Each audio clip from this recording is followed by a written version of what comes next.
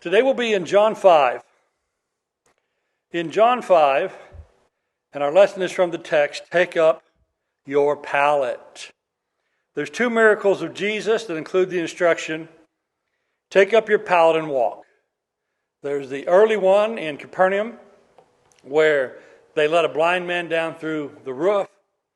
And now there's this one in John 5 in Jerusalem. Let's read our text. It'll be John 5, 1 through 17. John 5, 1 to 17. After these things, there was a feast of the Jews, and Jesus went up to Jerusalem. Now there in Jerusalem by the sheep gate, a pool, which was called in Hebrew Bethesda, having 5 porticos. And in these lay a multitude of those who were sick, blind, lame, and withered. Now, depending on your translation, you may have these next words or you may have them in a footnote. Waiting for the moving of the waters. For an angel of the Lord went down at certain seasons into the pool and stirred up the water. Whoever then first, after the stirring of the water, stepped in is made well from whatever disease with which he was afflicted. All right, now back to the surety of the text. A man was there who had been ill for 38 years. When Jesus saw him lying there and knew that he'd already been there a long time in that condition, he said to him, "Do you wish to get well?" The sick man answered him, "Sir, I have no man to put me in the pool when the water stirred up. But while I am coming, another steps down before me." Jesus said to him, "Get up, pick up your pallet and walk." Immediately the man became well and picked up his pallet and began to walk. Now it was the Sabbath on that day. So the Jews were saying to the man who was cured, "It is the Sabbath, and it is not permissible for you to carry your pallet." But he answered them, "He who made me well was the one who said to me, 'Pick up your pallet and walk.'" They said to him, "Who then is the man who said, 'Pick up your pallet and walk'?" But the man who was healed did not know who it was, for Jesus had slipped away while there was a crowd in that place. After Jesus found him in the temple and said to him, "Behold, you become well. Do not sin anymore, so that nothing worse happens to you," the man went away and told the Jews it was Jesus who had made him well. For this reason, the Jews were persecuting Jesus, because he was doing these things on the Sabbath. But he answered them, "My Father is working until now, and I myself am working." And so here we have in this section, we have John defining for us when it was that the Jews became in intractable conflict with Jesus, particularly those of the leadership of the religious establishment. So John has moved us on pretty far in the last bit in the story. In John 2, Jesus had gone down to Jerusalem the first time, and that's where he didn't meet with any of these religious establishment leaders, but only met with the people who were pilgrims, primarily from Galilee and other places. But he did many miracles among them. But toward the religious leadership, the only thing he did was run their lackeys out of the temple. Then he met with Nicodemus by night, and we know in chapter 4 that he revealed himself to the Samaritans more than he had and will for a while, being the Messiah, after converting the woman at the well. Well, here now in chapter 5, John brings us to the thing he said in his prologue, which was John 1:11. He came to his own, and those who were his own did not receive him. King James just said that so much better. His own received him not. But this is now the permanent conflict going to be set up. And so we've had a year, basically, in between the things of chapter 4 and the things of chapter 5. John just gives us these brief glimpses into the life of Jesus. I think all of John takes place in about 20 different days. There's only about 20 different days. So there's been a year of things happened since Jesus met with Nicodemus and the woman in Samaria on the way home. There was his early ministry in Galilee with many notable miracles. John the Baptist was imprisoned. Jesus spoke at his hometown synagogue in Nazareth and was rejected. Andrew, Simon, James, and John have all been called. Jesus healed a demon-possessed man in the synagogue. He healed Simon's mother. He healed a leper. He calmed a storm. He healed the possessed man on the other side of the Sea of Galilee at the Gadarenes. He healed Jairus' daughter and a woman along the way. He healed a blind man, and he healed a paralyzed man. So all that, you know from the other Gospels. John goes right to the next trip to Jerusalem. And now he's in Jerusalem, and he's going to make his power and his work very well known. And so what we're going to have is we're going to have this wonderful mercy that Jesus did for the man, the controversy that came out of that, and Jesus' claim that's based to back up what he did. So take up your pallet. We start with, again, the notable mercy, verses 1 through 7, that should say. That's a misprint on the overhead. That should say verses 1 through 7. It says, these things happened, again, as Jesus, verse 1, went to Jerusalem. And he went down to a pool by the sheep gate called Bethsaida that had 5 porticos. There was a terrible scene of human suffering and human misery. A multitude, and think of an ancient multitude of sick, of blind, of lame, and of withered. Just pool the worst medical cases, the most tragic cases, the saddest cases, the most desperate cases. Just pool, no pun intended, just put all that misery down by a deep pool. And so this is not one of those places that in Jerusalem was ever on the tourist map. You didn't go here if you're coming to temple. You just didn't do that. Now after Jesus does this here, everybody wants to go, and all the miracle tourists are going to go. And all the Holy Land pilgrims are going to go. But this, up until the time Jesus shows up, there was nothing to recommend this as a place to go, except that there was a belief that those waters could heal.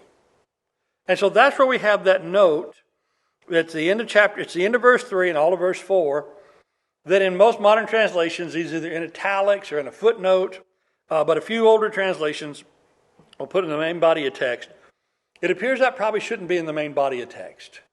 It appears that is a record of what was commonly believed, and it's probably not in the original record. And so I don't think that the Gospels are affirming this angelic work.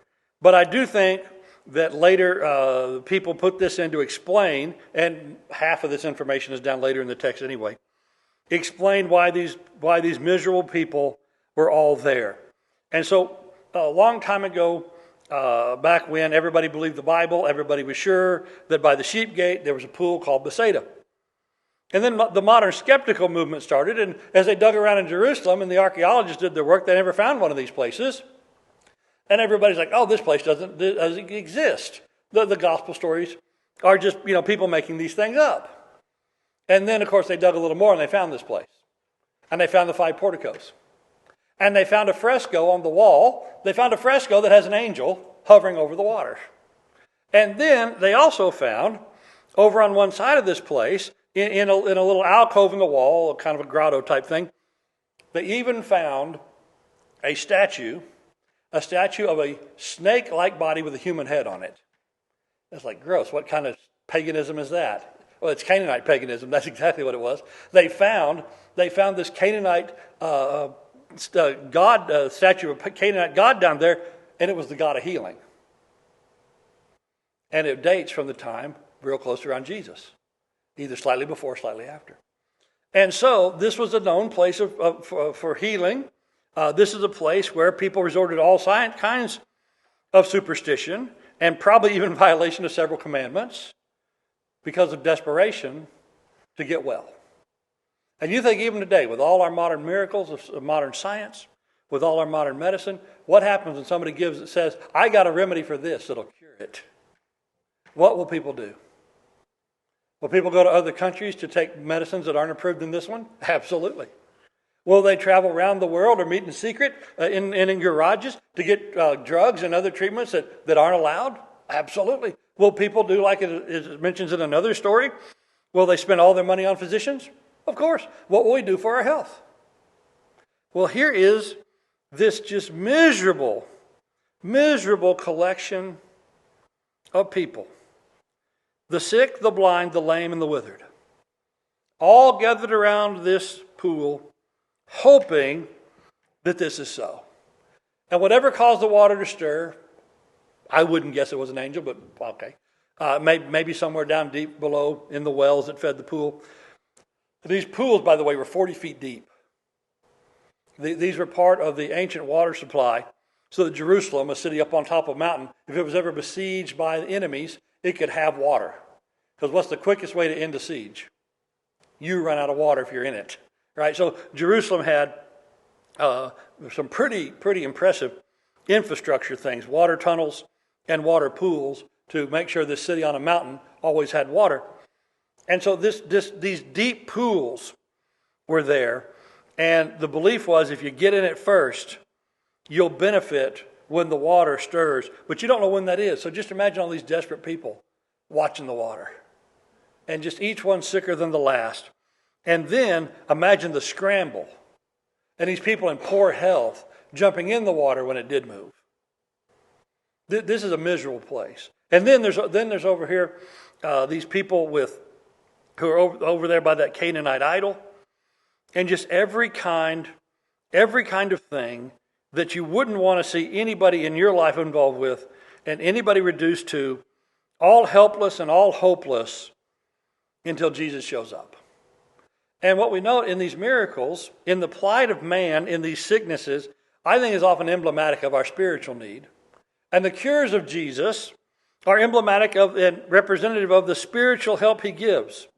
So here are all these people in this terrible affliction.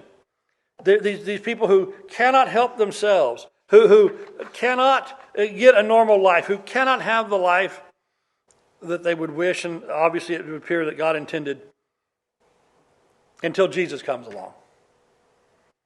But then Jesus came along.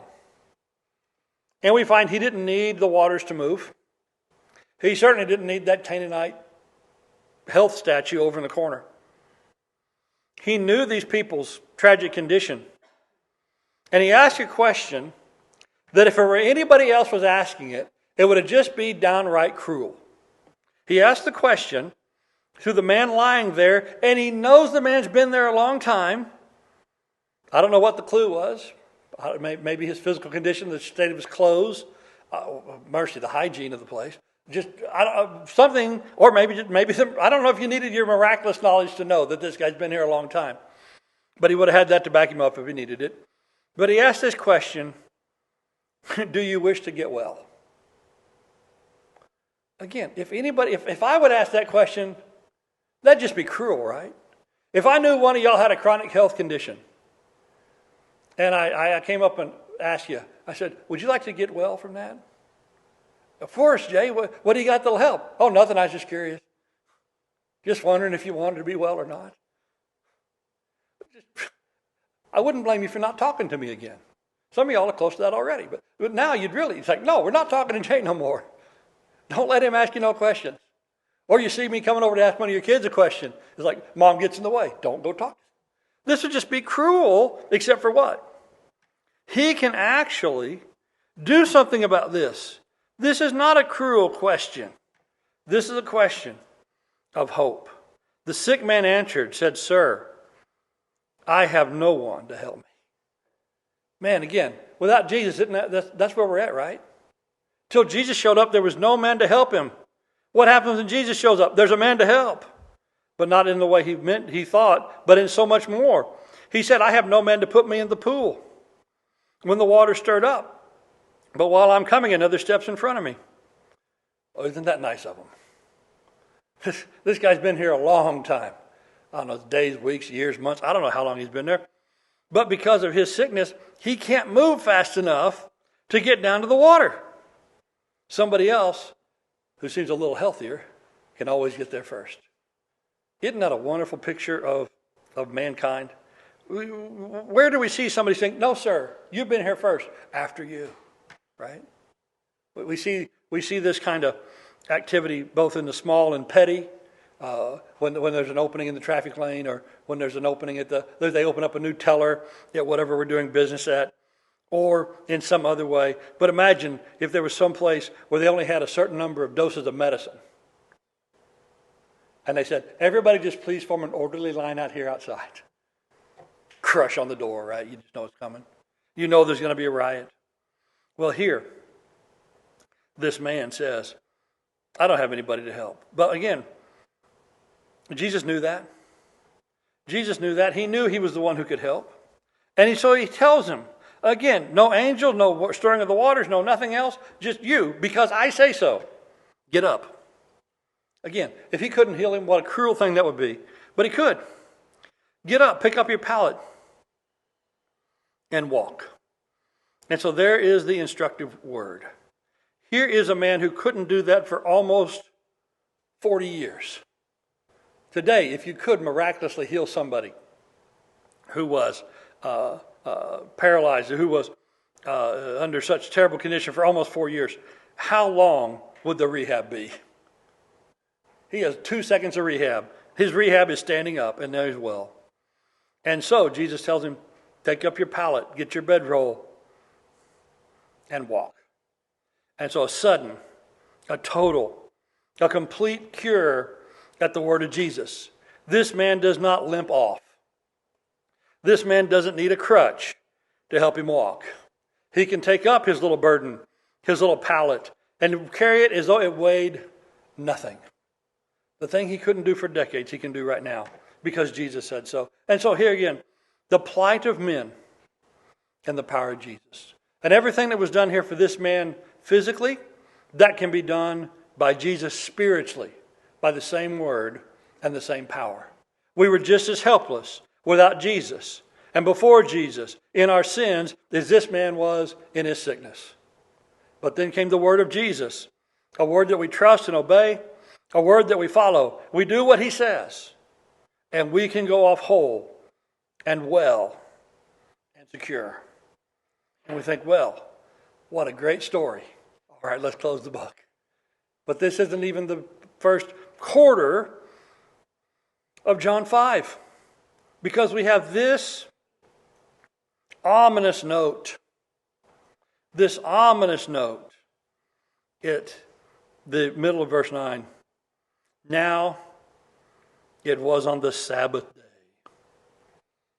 If we were doing this as a dramatic presentation, if we had musical cues and accompaniment, we'd have the dun dun dun. It's time for that. And why? Why does this foreshadow such terrible things? Why does this have such an ominous feel about it? Shouldn't every time we see the words, now it was the Sabbath day, shouldn't our hearts rejoice and be glad? And shouldn't we be so happy that it's the best day of the Jewish week? Right? It's the day of rest. It's the refreshing day. It's the day for everybody to have a remembrance and meditation on God's creative work and his deliverance of the nation. Right? That's what the Sabbath is about. Right? We're gonna take the day off. Us, our servants, our manservants, our female servants, even the animals. And I often think, I'm glad God put the servants directly in the commandment, or else these people would have worked their servants to death so they could rest, right? But God put the servants in there too, and the foreigners. If you're just visiting Israel, you get to take a rest on the Sabbath day. This should have been the easiest and most joyous commandment you could possibly fulfill, because all you had to do was do nothing. All you had to do was sit at home, enjoy time with your family, meditate on God's work and on God's word.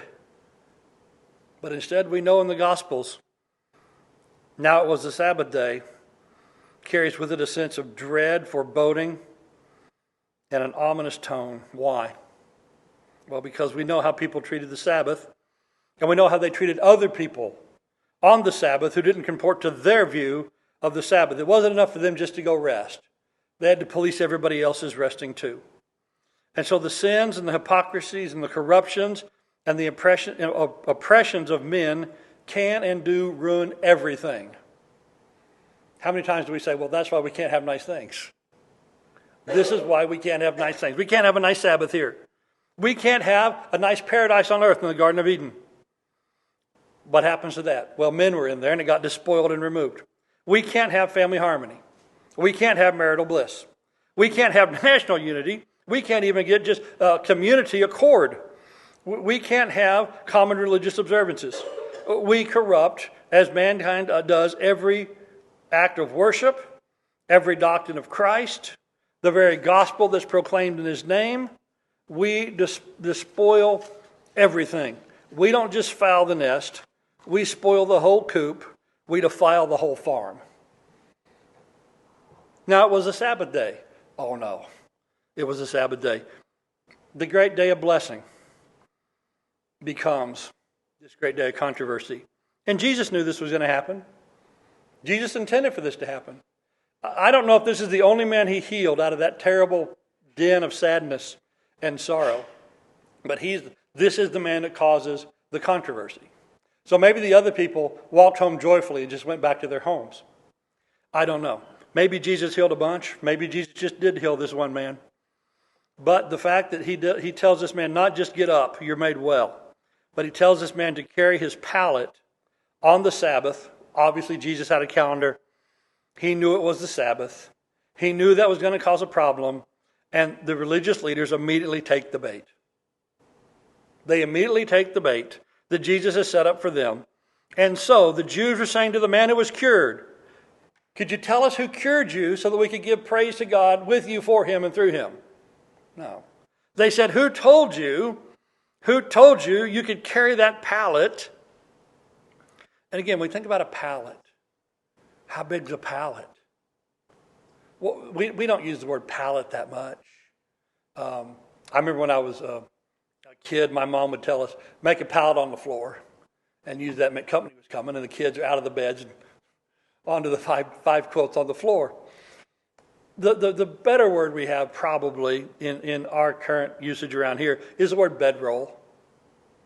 It's a bedroll. It's a thing to carry with you and put down on the ground and sleep. So he's got a bedroll.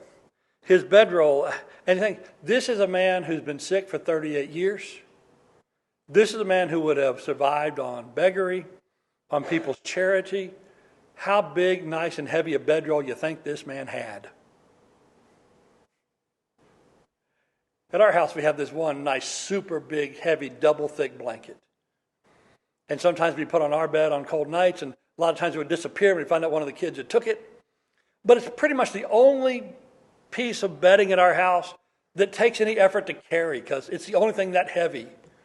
But your poor man Palestinian bedroll, how much of a burden is that to carry? Again, the Sabbath said do what? The Sabbath said don't work. Was this man working at Pilot's Pallet Company as a pallet delivery man, making his rounds, taking pallets all over town? He was not. He was carrying his own personal pallet home because on the Sabbath he was made well. Do these people care that he is made well? No. His first day of walking in 38 years is being accosted for the 2 or 3 pound thing that he's carrying with him, which is probably one of his few possessions in this world. And they care not about his walking, but only about his carrying. There is no sympathy for him, to give him some time to adjust back to the norms of society. Okay, I know you haven't been here in the temple for, a couple of 4 decades, but around here on the temple on the Sabbath, we don't usually carry a pallet. Oh, sorry, I didn't realize it. Oh, I didn't even realize I had this with me. I'm just so happy to be walking. Oh, you're walking? Well, let's investigate that. No, you're carrying. They only care about the carrying. When he's asked about that, he would have had 2 recourses. He could have said, hey, you know what? It actually is permissible for me to carry this pallet. And he could have explained to them about the law and what the law actually said. I don't think they would have listened to him or cared. The other option this man has is this man could say, as he did, he said, the man who made me well told me to carry it. Hold on now. There's a man who made you well? We have two options then. We can branch off in two directions when we find out there's a man made you well. One is we can branch off and find out why he told you to carry your pallet. Or two, we can take the branch of who is this out there doing things that are impossible? Which thing do you think they take? Well, they take the one to investigate about the man now inciting people to break the Sabbath. And so let's find out who that was. And the healed man did not know who that was. Again, Jesus, from what we can tell, has only been to Jerusalem once before. We don't think, there's no record that he got down to that desperate pool of sick people the first time. He got there the second. So there's chances are he's never seen this man before. And so he says, I don't know. I don't know who healed me.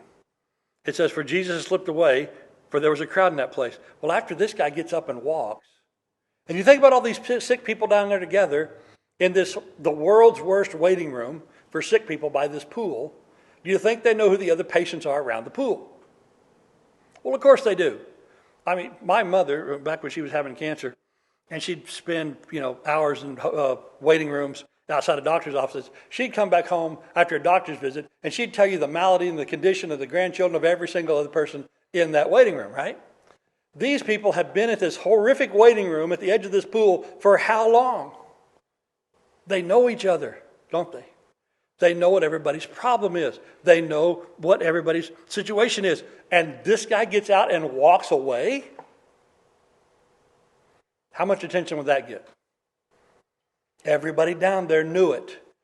They know who did it, which is Jesus. I imagine, you talk about great gospel understatement. There was a crowd in that place. I guess so. And Jesus, in all that confusion, he left before talking to this man some more. So the man says to the Pharisees, or religious leaders, I don't know who it was. Afterwards, Jesus found him in the temple and said, behold, you have become well. Do not sin anymore, so that nothing worse happens to you. A bit ominous there. One of the few times where Jesus does give rejoinder to the healed person. And I wonder if maybe Jesus saw in him some kind of unappreciation, because it doesn't say he worshipped. It says he went to the temple. Maybe that's indication of giving glory to God and honoring God. Or maybe it's because of what he does right after this. As soon as he finds out it's Jesus, he makes sure he tells the religious leaders. I don't know. There might be something in this where he had some weakness to sin, and that even though he was made well in this world, it might not go well for his soul. So Jesus gives him an admonition about the state of his soul. But we think about this from Matthew 10:28. Do not fear those who can kill the body but are unable to kill the soul, but rather fear him who's able to destroy both soul and body in hell. And so maybe this man was in temptation and in danger in regard to his soul. And we have to say and note that being in sin is so much far worse than being ill. Now, being ill we recognize. And being ill, we can measure with a thermometer or measure with tests. Being in sin, we can't. And so sometimes we get these reversed. We're more worried about our sickness than we are our soul. Jesus said, get this right. And so the man then went and told the Jews who it was. And notice verse 16. And this sets the tone for the rest of the Gospel of John. It's at this point that the Jewish religious establishment and political establishment, they decide they're going to take their stand against Jesus. Verse 16. For this reason, the Jews were persecuting Jesus because he was doing these things on the Sabbath. So here we start the course of things that are going to lead to Jesus' death. Their framework on how they're going to deal with Jesus is set. They view him not as the Messiah of God, not as the great miracle worker who can do things that are impossible, that no one's ever done. They ignore that because he's a Sabbath breaker and he's a friend of sinners. And then his defense here, he's going to tell them that he's God, and they're going to hate him for claiming to be God. So on these 3 points, Sabbath breaker, friend of sinners, claims to be God, as he answered them in verse 17. My Father is working unto now, and I myself am working. So it's not just that I made this guy whole on the Sabbath and told him to take away his pallet. I did that because God and I thought that was the right thing to do. God and I together are doing this and teaching this. And this working together with God is a claim to equality and unity with God. Now I got to say, anytime you run into people in this world who have a God complex, who in any way act or think like they themselves are God, and they act in grandiose ways, it always ends badly. Because these people make them claims for themselves and for their own selfish purpose. It's always to some kind of selfish power. It always results in oppression of other people. But here is Jesus making this grandiose claim of unity and equality with God. And what's he doing with it? Lifting up paralyzed people from the sorriest pit of misery in Jerusalem. Right? And so we think about Jesus as God. Jesus is God and all the power that's in that. Jesus is God and all that he could have done with it. Jesus used it in this case to help one of the poorest and most unfortunate people in all Jerusalem. And we need to realize that in the gospel, it's that same power and purpose of God that's revealed in Jesus that's the power for us. To seek and save us miserable lot. To heal and make us whole when we were as helpless and hopeless as this paralyzed man. And so this is our only hope, just as Jesus was this man's only hope. And Jesus came to do the Father's will and work to save us. And so this is a wonderful story. This should be one of the happiest stories in all of the Gospels. But because there's such opposition to it, opposition that eventually lead to Jesus' death, the whole thing is just tinged with sadness and regret in what could have been. And the same sadness, regret, and what could have been is even more so when people hear the gospel of salvation preached and go ahead and turn it down. Jesus asked this man, do you want to be well? Imagine if the story was, no, I'm fine where I'm at, thanks. But what does the sinner say to Jesus every day? When Jesus asks the sinner, do you want to be made well? The sinner says, no, I'm good, thanks. I got a nice spot here by the pool. The waters might move. I might one day roll in there and get well, I don't know. I'm enjoying the company of my friends here. Some people come by and drop us some breadcrumbs, we're all good. No, it's terrible, miserable. So, Jesus said to this man, take up your pallet. He believed him enough to do it and did. Jesus says, I'll save you. Jesus says, come follow me. Do we believe him enough to do it?